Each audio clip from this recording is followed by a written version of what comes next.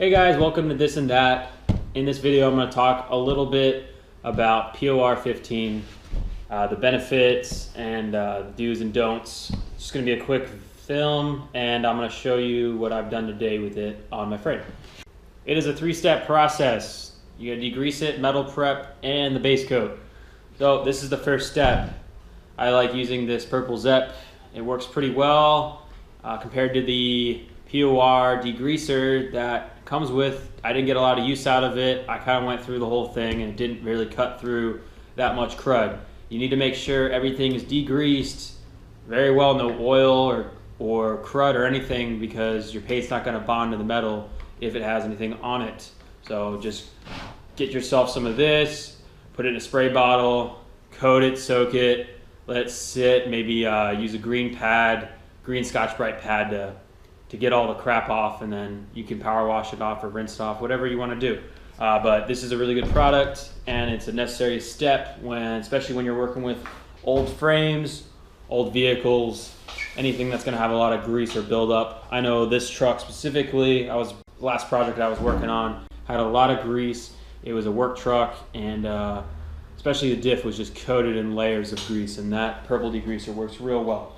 All right, so after it's degreased, you go ahead and use this product here. This is actually a POR product. I can't remember the price on it, but I only used maybe a quarter of it in all, and it worked really well. You might mostly just coat it with a spray bottle onto whatever metal project that you're working with, and it'll leave a phosphate coating. Let me show you what I'm talking about. So I'm just going to show you what the metal prep does. This is the differential, and I coated it for about 30 minutes, recoated it for another 30 minutes, washed it off, and this is what I was left with. It's a two-stage process. It eliminates the rust, and it also primes it for you, so you have a good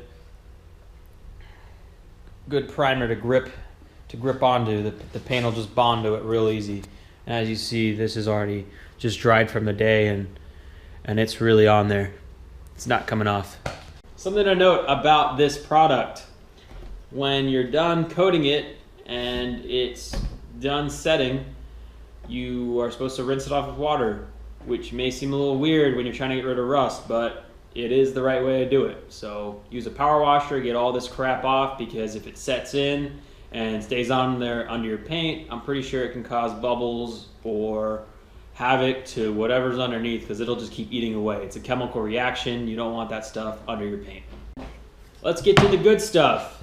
This is the base coat, the fun part. You get to coat your freshly prepped frame in beautiful black paint. Well, let's see how we did.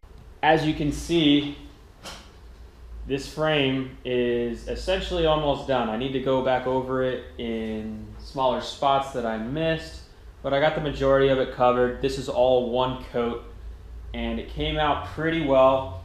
There are two methods that I use to apply this paint.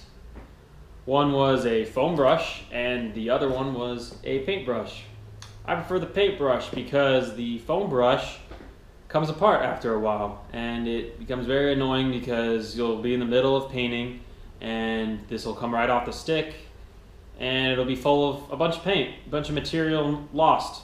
I lost a bunch of paint doing that. So these last the entire time you're painting up until the next day. They're not reusable because the next day they'll be rock solid. In fact, let me show you. This is a paintbrush before use with POR. As you can see, this is a paintbrush after using POR.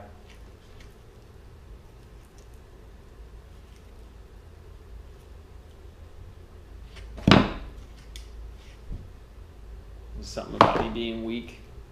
I feel like smacking on the table is better. Yeah.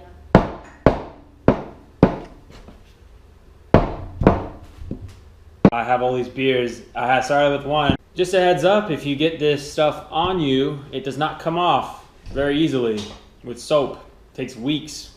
I've got it all over me. So wear long sleeves or something. POR 15 is not UV resistant, So if you're coating something on the outside of your vehicle that's going to have a lot of sunlight, it's going to fade, it might crack. It says it right on the can, don't do it, so don't do it. So here we are with a 1964 Chevy C20 frame. Look at how pretty it is. I obviously have not coated everything yet. There's still some spots that I missed. You want to make sure you get all your edges. Those are really easy to miss. Underneath all the cracks, just really get in there with all the paint. Just cover it all up. Especially with frames, these things rust real easily. And this is all just one coat.